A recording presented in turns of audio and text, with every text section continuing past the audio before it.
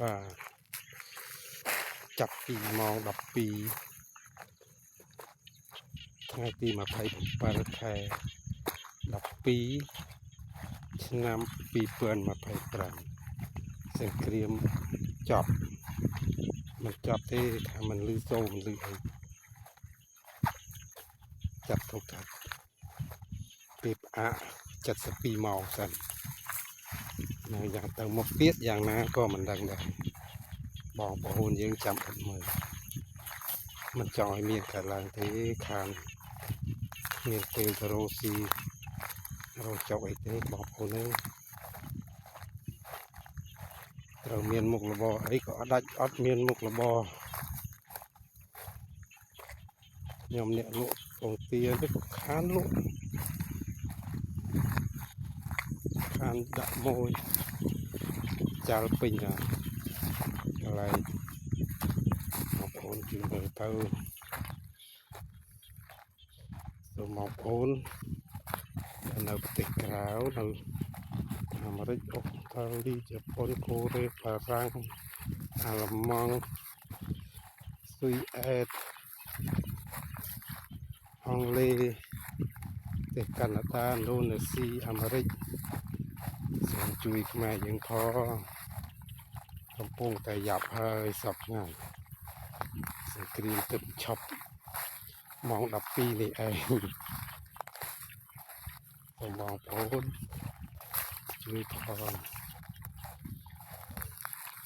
សូមអរគុណបងប្អូនម៉ែយើងដល់បងប្អូនដល់គ្រប់ដល់ព្រះអង្គកើតរបស់ខ្មែរជួយជ្រែងឲ្យចោលឆ្លៀតទៀតបាន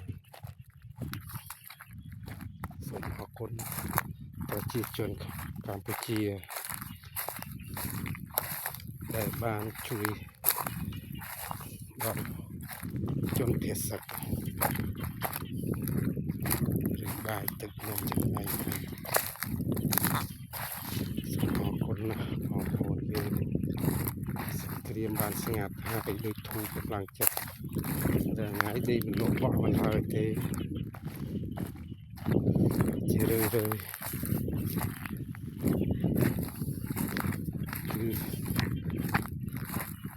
ចិត្តអភ័យចិត្តខ្លាច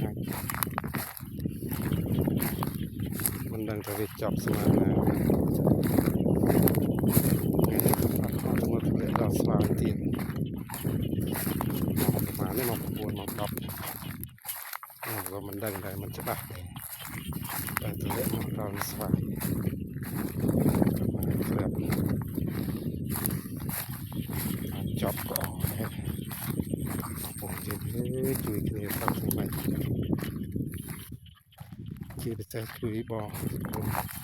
នេះក៏ទៅជួយដល់ប្រពន្ធកូនរបស់គាត់មកគាត់វេទនាគាត់មកពីសមភូមិពីគាត់ស្គាល់ចិត្តខ្ញុំមានអ្វីជួយទេមានតែពាក្យជូនពរសម្រាប់បងប្អូនកងវរៈប្រកបយើងសុខភាពល្អហើយមានជំងឺឈឺឆ្កាត់អីសូមជៀសវាងអត់ពីជំងឺឈឺឆ្កាត់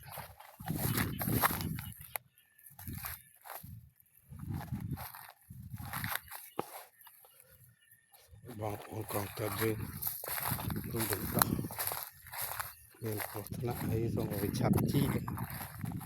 សះស្បើយហើយមកជួបប្រពន្ធកូនវិញមិនដឹងថាថ្ងៃណាទៀតទេព្រោះគេបិទតែ72ម៉ោងសូមអរគុណណាបងប្អូនសូមអរគុណ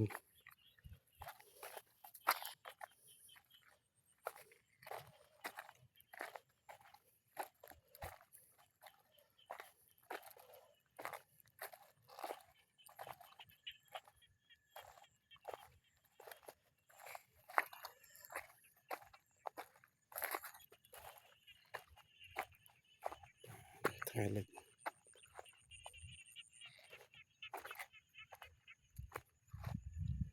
សូមអរគុណបងប្អូន